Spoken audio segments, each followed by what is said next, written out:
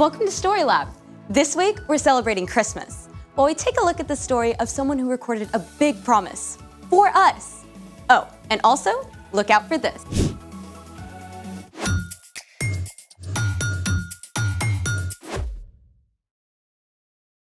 Skylar.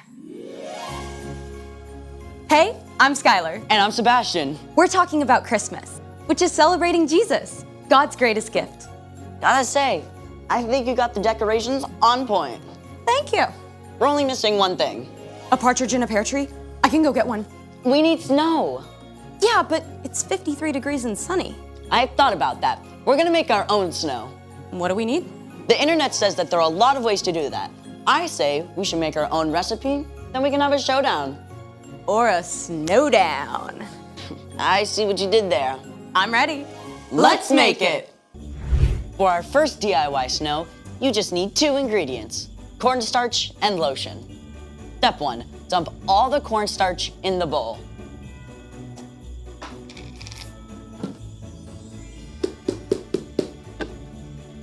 Step 2, mix a bunch of lotion.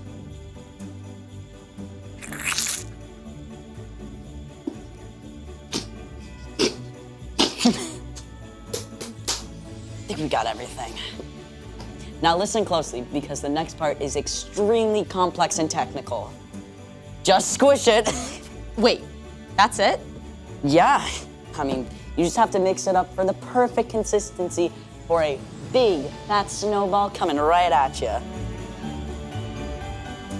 Ta-da! Not bad. It's snow good. But mine will be snow much better.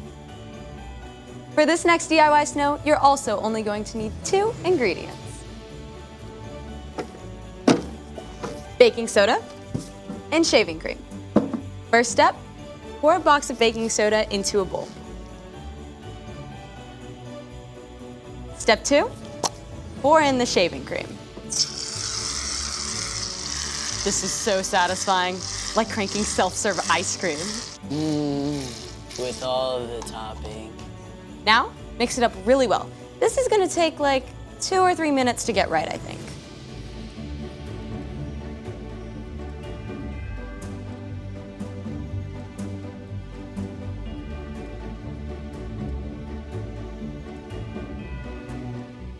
Now this is superior snowball snow right here. Superior to what? I think that's obvious. There's only one way to decide. Cornstarch and lotion up first. Ready? Sure. Let it go, let it go. That's so 2013. Were you even born in 2013? Yes. Here goes. It moves. That's right. 3, 2, 1. Ooh, let's see that again.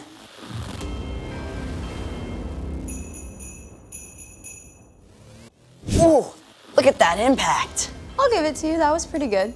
Okay, my turn. Sure. I bet yours is going to explode into thousands of pieces midway through. You wish. Here we go. Not that bad. I think we should try them side by side. Yeah, let's try that. All right. Okay. You got one? Yep. Okay, ready? 3, 2, 2, 1. Okay, I'll give it to you. Cornstarch and lotion, but only because your throw was better than mine. I'll take it, I'll take it. That was awesome. Can we do it again?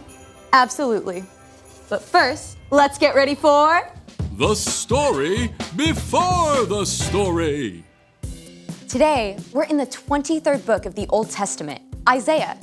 In the beginning, out of love, God made an amazing world. But when people turned away from God, the world was broken.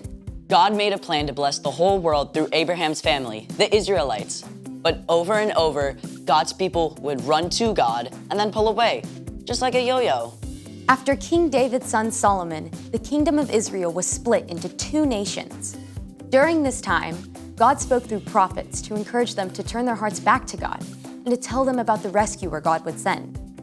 One of these prophets was a man named Isaiah, which is where our story starts. Take it away. Hey, everybody! Hey, Erica. Isaiah lived more than 700 years before Jesus. And get this, his name means the Lord saves us. Think about that. Even Isaiah's name pointed to God's plan to save the Israelites and the whole world. Isaiah was a prophet, someone who listens to God and then shares truth from God with other people. Often this is a message about events that will take place in the future. Then I heard the voice of the Lord. He said, "Who will I send?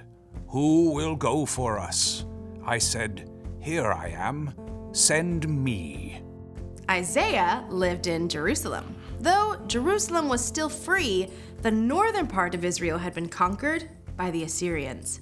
With enemies closing in, Isaiah knew it was only a matter of time until the rest of the Jewish people were taken captive too.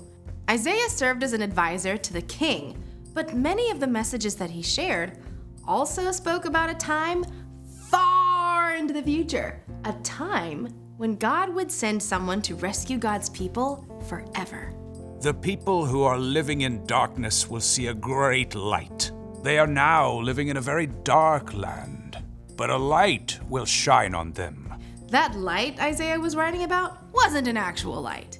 It was a person, a savior, and that savior was going to come in the most unusual, unexpected way.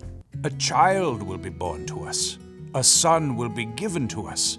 He will rule over us, and he will be called Wonderful Advisor and Mighty God.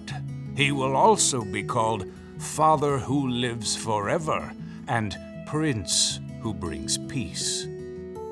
Isaiah wrote that a savior would come as a baby. Now, remember, this is over 700 years before Jesus was born.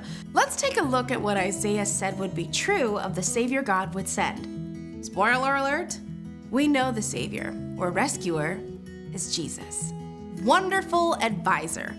It's true, right? When we aren't sure what to do, Jesus directs and guides us. He knows exactly what we need. Even when we face the most difficult challenges, we can always trust him to lead us in the right direction. Now consider Mighty God. Jesus is stronger and more powerful than any earthly king. Just think of the amazing things that Jesus did. He made people who were blind see and healed people of all kinds of sickness. He turned one small lunch of bread and fish into a feast for thousands of people. And when he spoke to a storm, it listened and stopped right away.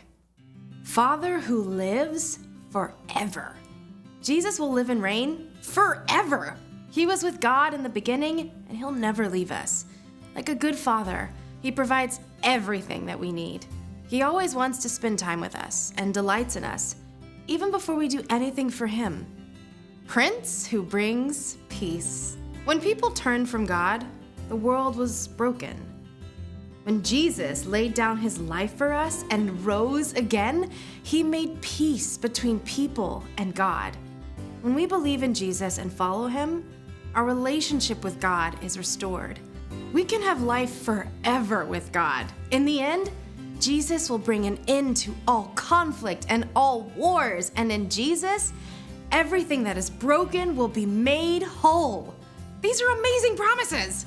But Isaiah wasn't finished with his picture of the rescuer God was going to send. There will be no limit to how great his authority is. The peace he brings will never end. He will rule on David's throne and over his kingdom. He will make the kingdom strong and secure. His rule will be based on what is fair and right. It will last forever. The Lord's great love will make sure that happens. He rules over all. From the very beginning, God had a plan to rescue the Israelites, right? Even when things seemed dark and hopeless, God was making a way, not just for the Jewish people, but for all of us to be saved. And it would all depend on a tiny, helpless baby. But that's a story for next time. Mind blown. I mean, It's incredible how everything came together. God's always at work, even when we don't see it. So, what's our part in this story? Glad you asked. Well, just like for the Israelites during the time of Isaiah, things can look pretty dark. We hear about terrible things happening all over the world all the time. And there are probably some things going on in your own life that don't make sense either. Maybe your best friend is moving away, or your mom just lost her job and you can tell your parents are really worried. Yeah, or you might be like my friend, where she has a condition where she has to go into the hospital every month for treatment. It's tough, and none of these things seem to make sense. But even when you can't see the way forward, remember that Jesus is our wonderful advisor. Our mighty God and Father who reigns forever. Our Prince of Peace. Exactly, and you can trust that God has a plan, and that in the end, everything that's wrong and confusing will be made right. Now that's something to celebrate. For sure. I'll see y'all next time. Bye, Erica. So here's the thing. God always has a plan. I have a plan for the rest of this snow. Hey! Thanks for joining us in the Story Lab. See you next time.